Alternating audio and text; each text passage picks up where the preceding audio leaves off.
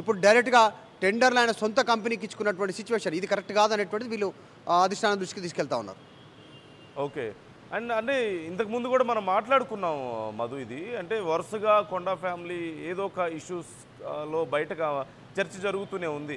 నాయినితో కానీ మనం చూసాం, తర్వాత కడియంతో చూసాం, ఇప్పుడు మళ్ళీ పొంగులేటితో కూడా మనం చూస్తూనే ఉన్నాం. అంటే కారణం ఏంటి? కంటిన్యూగా ఏదో ఒక విషయంలో ఏదో ఒక చిన్న రప్చర్ కొనసాగడం, వాళ్ళ పేర్లు బయటకు రావడం, అధిష్టానం వరకు ఈ విషయాలు వెళ్ళడం. సీఎం కూడా గతంలో వార్నింగ్ ఇచ్చారు కొండా ఫ్యామిలీకి కూడా మురళి చేసినటువంటి వ్యాఖ్యల విషయంలో. సో ఎలా చూడాలంటారు ఓవరాల్గా దీన్ని? ఎగ్జాక్ట్లీ గతంలో కొండా సురేఖ చేసిన వ్యాఖ్యలతో నాగార్జున పైన పెద్ద వివాదం రేగింది.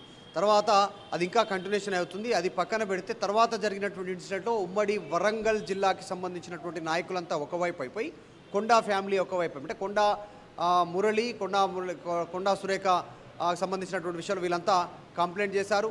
వాళ్ళు కంప్లైంట్ చేశారు. కొండా సురేఖ కొండా మురళి వచ్చి ఆయన కంప్లైంట్ చేశారు. క్రమశిక్షణ కమిటీ ముందు హాజరయ్యారు, వివరణ ఇచ్చారు, లేఖ రూపంలో చెప్పారు. వీళ్ళంతా ఒక టీమ్గా ఏర్పడ్డారు. ఉమ్మడి వరంగల్ జిల్లాకు సంబంధించిన నాయకులంతా కూడా మమ్మల్ని ఎదిరిస్తూ ఉన్నారు, కావాలని వాళ్ళు అక్రమాల అన్యాయాలు చేస్తున్నారని కొండా మురళి వీరిపైన లేఖ రూపంలో ఇచ్చిపోయినటువంటి సిచ్యువేషన్, ఇచ్చేద వివాదమే రేగింది.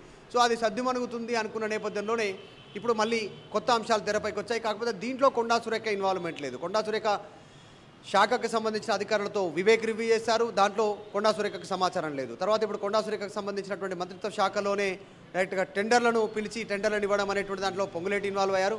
దీంట్లో కొండా సురేఖ ఇన్వాల్వ్మెంట్ లేదు. కాకపోతే ఆమె అధిష్టానం దృష్టికి తీసుకుపోతున్నటువంటి సిచ్యువేషన్ అయితే కనిపిస్తూ ఉంది. చూడాలి ఏం జరుగుతుందో. ముఖ్యమంత్రి వివరణ అడిగినట్టుగా తెలుస్తూ ఉంది. ఎందుకు అధిష్టానం దృష్టికి వెళ్ళింది, ఎందుకు మీడియాకి వెళ్ళింది అటువంటి విషయాన్ని అడిగే ప్రయత్నం చేస్తూ ఉన్నట్టుగా తెలుస్తుంది. చూడాలి ఇది ఎక్కడి వరకు వెళ్తుందో.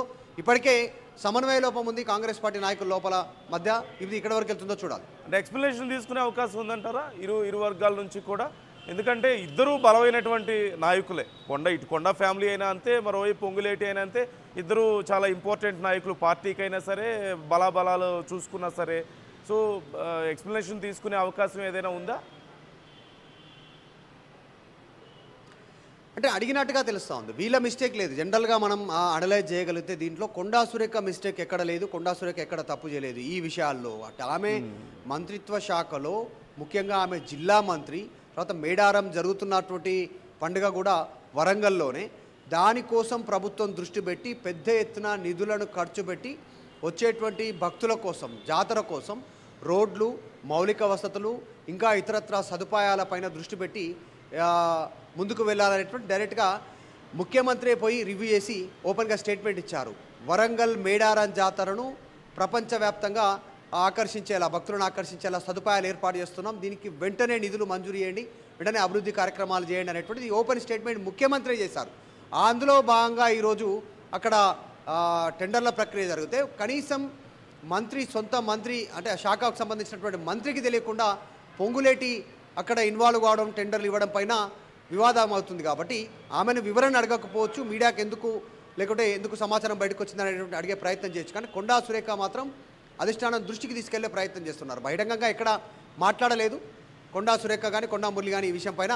సో జరుగుతున్నటువంటి వార్తలపైన, జరుగుతున్నటువంటి విషయం పైన మీడియాకి ఎందుకు వెళ్ళింది అనేటువంటి సమాచారం అడిగినట్టుగా తెలుస్తూ ఉంది.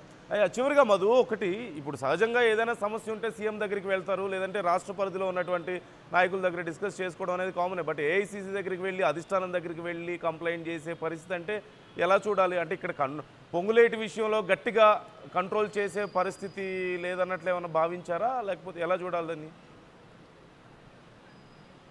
యాక్చువల్గా పొంగులేటికి సంబంధించినటువంటి విషయం కాంగ్రెస్ పార్టీలో చర్చ జరుగుతున్నప్పుడు గతంలో కాంగ్రెస్ పార్టీ అధికారంలోకి వచ్చిన తర్వాత నేనే నెంబర్ 2 అని పొంగులేటి చెప్పుకున్నారు సన్నిహితుల దగ్గర అనేటువంటిది వార్త కూడా వైరల్ అయింది. సో అప్పటి నుంచే పొంగులేటి శ్రీనివాసరెడ్డిని కంట్రోల్ చేసే ప్రయత్నం జరిగింది. ముఖ్యమంత్రి రేవంత్ రెడ్డికి సంబంధించినటువంటి సూచనల మేరకు అనేటువంటి చర్చ కూడా కాంగ్రెస్ పార్టీలో జరిగింది. ఎంతవరకు నిజం అనేది పక్కన పెడితే చర్చ జరిగింది. ఆయన నెంబర్ 2 అని చెప్పుకున్న తర్వాత వివరణ ఇచ్చారు ఒక మీడియా సమావేశంలో. నేను నెంబర్ 2 అని ఎక్కడ చెప్పుకోలేదు, అట్లేం లేదు అనేటువంటిది. తర్వాత ఆయన కంట్రోల్ అయినట్టుగా కనిపించింది. ఎక్కడ పెద్దగా మీడియా సమావేశాలు లేదు, ప్రతిపక్షాలపైన అటాక్ చేసింది లేదు, కాస్త తగ్గారు, కొంచెం దూరంగా ఉంటున్నటువంటి సిచ్యువేషన్. కానీ ఈ మధ్యకాలంలో మళ్ళీ ఈ వివాదంతో ఆయన తెరపైకి వచ్చారు. అది కూడా వేరే మంత్రికి సంబంధించిన శాఖలో ఇన్వాల్వ్మెంట్ అయ్యి దీనిపైన వివరణ అడిగేటువంటి అవకాశం ఉంటుంది. ముఖ్యమంత్రి కూడా ఆయన వివరణ అడిగేటువంటి అవకాశం ఉంది. కాకపోతే డైరెక్ట్గా ముఖ్యమంత్రి దృష్టికి తీసుకుపోలేదా కొండా సురేఖ, ఏఐసీసీకి వెళ్ళిందా, లేకుంటే ముఖ్యమంత్రి దృష్టికి తీసుకెళ్ళిన తర్వాత మళ్ళీ ఆల్టర్నేట్గా ఏఐసీసీ దృష్టికి తీసుకుపోయిందా అనేటువంటి క్లారిటీ లేదు.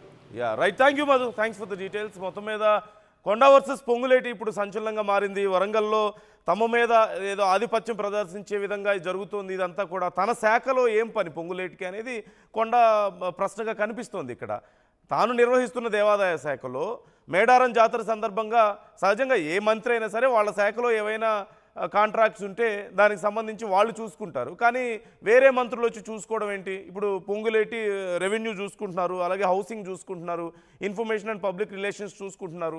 మరి వాటికి సంబంధించి చూసుకోవాలి తప్ప వచ్చి మా శాఖలో ఆయన చూసుకోవడం ఏంటి? ఆయన ఇన్ఫ్లుయెన్స్ చేసి ఆయనకు సంబంధించిన వాళ్ళకి కాంట్రాక్ట్లు ఇప్పించుకుంటే ఇక మేమేం చేయాలి ఇక్కడ అనేది కొండా నుంచి వస్తున్నటువంటి ప్రశ్న కనిపిస్తుంది మనకి.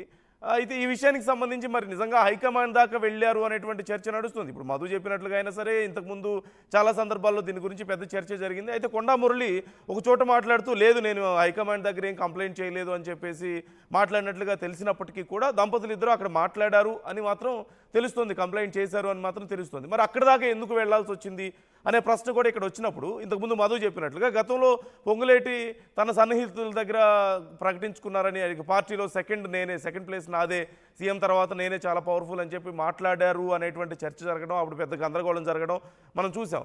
ఈ నేపథ్యంలో ఇక పొంగులేటి అంత పవర్ఫుల్గా ఉన్నప్పుడు, అంటే ఆ స్థాయిలో హవా ఉన్నప్పుడు రాష్ట్ర స్థాయిలో ఆయన మీద మరి చర్యలు తీసుకోగలుగుతారా లేదా అనేటువంటి అనుమానంతో ఇక పై స్థాయి వరకు వెళ్ళారా, ఏసీసీ దగ్గరికి వెళ్లాల్సి వచ్చిందా అధిష్టానం వద్దకు అనేటువంటి అనుమానం కూడా ఇక్కడ మనకు వస్తుంది. ఏదేమైనప్పటికీ దీనికి సంబంధించి ఇప్పటికే రేవంత్ రెడ్డి ఒక నివేదికను హైకమాండ్కి ఇచ్చినట్లుగా తెలుస్తోంది, అలాగే హెచ్చరించినట్లుగా తెలుస్తుంది. ఇరు వర్గాల విషయంలో చాలా సీరియస్గా ఉన్నారు అంటూ తెలుస్తుంది.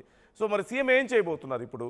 ఇలా నాయకులు, కీలకమైన నాయకుల మధ్యలో ఏమైనా ఇష్యూస్ ఉంటే ఖచ్చితంగా వాటి వల్ల పార్టీకి నష్టం జరిగే అవకాశం ఉంటుంది. కాబట్టి ముఖ్యంగా ఎన్నికలు రాబోతున్నటువంటి సమయం, ఓవైపు జూబ్లీహిల్స్ ఉప ఎన్నికలు, సరే జూబ్లీహిల్స్ ఉప ఎన్నికల మీద వీరిద్దరి ప్రభావం పెద్దగా లేకపోయినప్పటికీ కూడా స్థానిక సంస్థల ఎన్నికల విషయంలో ఖచ్చితంగా ప్రభావం చూపించే అవకాశం ఉంటుంది. ఇలాంటివన్నీ కూడా స్థానికంగా నాయకుల మధ్య ఉండేటువంటి విభేదాలు, సో అవి ఆ ఇన్ఫ్లుయెన్స్ లేకుండా చేసే ప్రయత్నం ఖచ్చితంగా పార్టీ నుంచి ఉంటుంది. సీఎం దీని గురించి ఇప్పటికే సీరియస్గా ఉన్నారు. అలాగే ఆర్టీవీ అడిగినటువంటి ప్రశ్నకు మరి వీళ్ళిద్దరిలో ఎవరిది మిస్టేక్ ఉంది, ఇష్యూలో మీ సపోర్ట్ ఎవరికి అనే ప్రశ్న వచ్చినప్పుడు కొండా దంపతులకి మా సపోర్ట్ అంటూ 63% మంది అంటుంటే 37% మంది పొంగులేటికి అంటూ చెప్తున్నారు. సో మీ అభిప్రాయాలు కూడా మీరు కామెంట్ చేసే ప్రయత్నం చేయొచ్చు. ఎవరి మిస్టేక్ ఇందులో ఉంది? వరుసగా కొండా దంపతులు ఏదో ఒక ఇష్యూలో ఇలా చర్చకు రావడం పట్ల మీ అభిప్రాయం ఏంటి? పొంగులేటి నిజంగానే ఇన్ఫ్లుయెన్స్ చేస్తున్నారని మీరు అనుకుంటున్నారా? ఈ విషయంలో ఏం చర్యలు తీసుకోవాల్సిన అవసరం ఉంది అనే అంశాలకు సంబంధించి మీ అభిప్రాయాలు కూడా మాతో పంచుకోవచ్చు, కామెంట్ చేయొచ్చు.